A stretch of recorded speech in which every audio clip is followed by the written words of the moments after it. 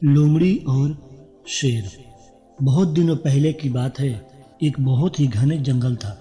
उसमें बहुत सारे अलग अलग तरह के जानवर रहते थे। शेर उन सभी जानवरों का राजा था। जंगल बहुत घना था और शेर के रहते वहाँ दूसरा कोई आने से डरता था। कोई शिकारी भी उस जंगल में नहीं आता था। शिकारियों के नहीं आने से जंगल के सारे जानवर बड़ी खुशी से रहते थे और जंगल हरा भरा और बहुत ही खूबसूरत लगता था। उसी जंगल में एक लोमड़ी भी रहती थी। वह लोमड़ी बहुत शातिर थी। वह किसी भी तरह शेर को रास्ते से हटाकर खुद जंगल का राजा बनना चाहती थी। इसके लिए उसने बहुत से चाल चली, लेकिन सब बेकार हो गया। एक दिन लोमड़ी बाघ के पास गई और बोली, बाघ मामा, हे बाघ मामा। कौन? ओ तुम लोमड़ी, तुम आई हो? बोलो, क्यों आई हो यहाँ? लोमड़ी बोली, सोचा एक बार मिलकर खैरियत पूछ लूं, इसलिए यहाँ पे चली आई। बाघ ने लोमड़ी की बात सुनकर बोला, ऐसा ठीक है, मेरे बारे में छोड़ो, मैं तो ठीक हूँ। तुम बताओ, तुम कैसी हो? देखने में तो तुम बहुत परेशान लग रही हो, क्या बात है? क्यों परेशान हो, बताओ मुझे। लोमड़ी बाघ को बताती है, मैं इस जंगल के बारे में सोचकर बहुत परेशान हो रही हूँ। जंगल के हालात अच्छे नहीं दिख रहे हैं। अरे अब जंगल में क्या मुसीबत आ गई? सब कुछ तो ठीक है, तुम्हें क्या दिक्कत है? हमारे जंगल के राजा शेर बूढ़े हो गए हैं और उनके बच्चे हर वक्त शिकार करते रहते हैं। जंगल के बारे में कोई नहीं सोचता। क्या ये सच है? हाँ बाघ मामा, सबसे तेज दौड़ने वाले और अपने पंजे से दुश्मनों को हराने वाले तुम्हारे होते हुए शेर जंगल का राजा कैसे हो सकता है? बाघ ने लोमड़ी की बात सुनकर बोला, अरे ये तुम क्या बोल रही हो? शेर तो बहुत ही ताकतवर है और उसके बच्चे जंगल के उस पार पहरा दे रहे हैं ताकि कोई दुश्मन जंगल में नहीं आए। बट लोमड़ी ने यह सब सुनकर बाघ को बोली, किसी ने तो आपको गलत खबर दिया है। ऐसा कुछ नहीं है महाराज। मेरे ख्याल से जंगल का राजा शेर नहीं, आपको ही होना चाहिए। ये सब सुनकर बाघ गुस्सा हो गया और बोला, अब तुम बकवास करना बंद करो। चालाक लोमड़ी, मुझे बहुत काम है, जाओ तुम यहाँ से। अगर तुम यहाँ से नहीं गए तो मार डालूंगा मैं तुझे। बाघ को गुस्सा होते देख लोमड़ी चुपचाप वहां से निकल ली। लोमड़ी को बाघ के बात से भागना पड़ा, लेकिन अब उसने एक दूसरा उपाय सोचा। इस बार हाथी और शेर के बीच किसी भी तरह लड़ाई कराना होगा। ये सोचकर लोमड़ी हाथी के पास गई और बोली, हे गजराज मामा, हे गजराज मामा, हे गजराज मामा। लोमड़ी की बात सुनकर हाथी इसके तरफ मुड़ा और बोला, ऐ लोमड़ी, तुम मुझे गजराज क्यों बुला रही है? गजराज तो शेर है, शेर ही जंगल का राजा है। बूढ़े होने पर भी काम चला रहे हैं। दम है तो तुमसे सीधा जंग करके देखो।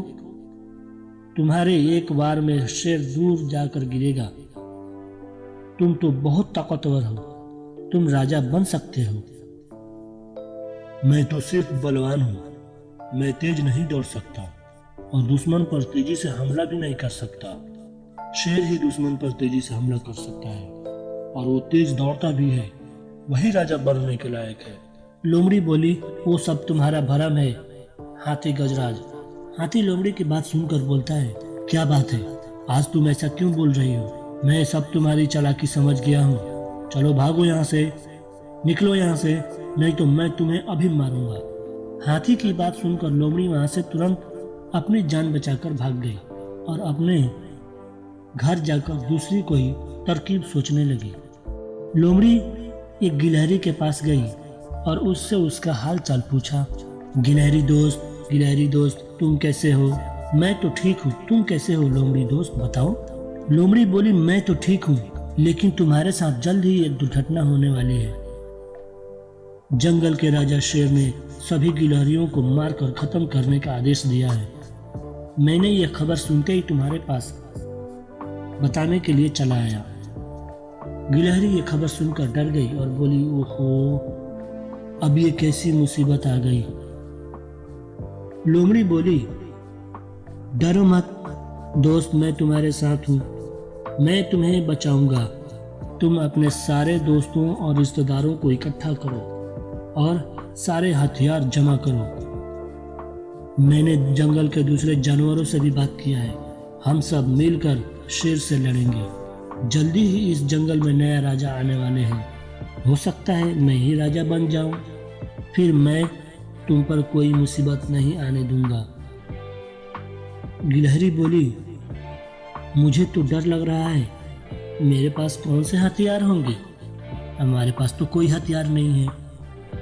फिर लोमड़ी बोली, मेरे होते हुए तुम क्यों डर रहे हो? तुम सब कांटे और लकड़ी का धारदार हथियार से दुश्मन की आंख में भोंक देना। ठीक है लोमड़ी दोस्त, कहकर गिलहरी अपने दोस्तों के साथ हथियार जमा करने चली गई। उधर लोमड़ी अब खरगोश के पास गई और बोली, कल राजा की बीवी का जन्मदिन है। राजा का आदेश है कि जन्मदिन पर खरगोश का गोश्त पकाया जाए। ये खबर तुम्हें देने चला आया। ये सुनकर खरगोश डर गया और बोला, ओहो, अब ये नई मुसीबत आ गई, अब हम क्या करेंगे? राजा शेर तो हम खरगोशों को मारेगा, शिकार करेगा, हमें अपनी जान बचानी होगी। खरगोश ने लोमड़ी से इल्तिजा की, लोमड़ी दोस्त हमें बचाओ, तुम ही हमारी मदद कर सकते हो। खरगोश का बात सुनकर लोमड़ी बोली, तुम्हें डरने की जरूरत नहीं है, तुम्हें बचाना मेरा फर्ज है, मैं तुम्हें बचाऊंगा। तुम सिर्फ अपने सभी घर वालों और दोस्तों को लेकर मेरे पीछे चलो। मैंने जंगल के बाकी जानवरों से भी बात की है, हम सब मिलकर राजा से जंग करेंगे और उसे हरा देंगे। कल एक नया राजा आएगा। खरगोश ने पूछा, नया राजा? नया राजा कौन होगा? फिर लोमड़ी ने बोला, और कौन, नया राजा मैं हूं। लोमड़ी ने कहा।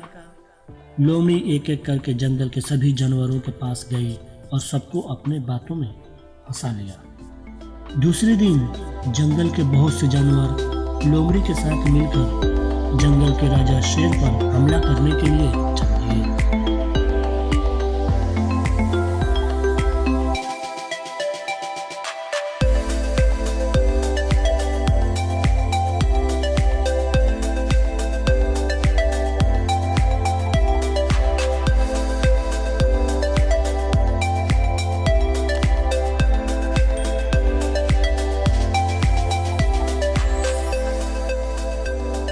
शेर अपनी गुफा में आराम कर रहा था। जंगल के सभी जानवर शेर की गुफा के बाहर आकर शोर मचाने लगे। ये शोर सुनकर शेर ने एक जोर की दहाड़ लगाई और फिर पूछा, कौन है जो इतना शोर मचा रहा है? शेर अपनी गुफा से बाहर आकर देखा तो जंगल के सारे जानवर वहां पे जमा हो गए हैं। शेर ने गरज कर पूछा कि तुम सब यहाँ क्यों जमा हुए हो?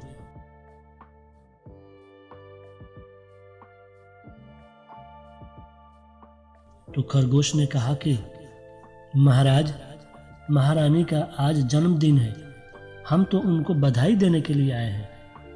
ये सुनकर शेर खुश हो गया। फिर इसी तरह शेर ने दूसरे जानवरों से भी यहाँ आने का सबब पूछा। सभी जानवरों ने महारानी को जन्मदिन की बधाई देने की बात कही। फिर शेर ने लोमड़ी को पूछा कि तुम यहाँ पे क्यों आई हो? लोमड़ी ने कहा, महाराज, मैं ही यहाँ पर सबको लेकर आई हूँ। किसी को भी महारानी के जन्मदिन के बारे में याद नहीं था, मैं भी महारानी को जन्मदिन का बधाई देने के लिए आया हूँ। लोमड़ी की बात सुनकर शेर बहुत खुश हुआ और बोला कि महारानी को एक नौकर की जरूरत है। एक काम करो, तुम यहीं रहो, मेरे घर का सारा काम काज करना। बेचारी लोमड़ी शेर की बात को ठुकरा नहीं सकती थी और तब से वह शेर के पालतू नौकर बनकर रह गई।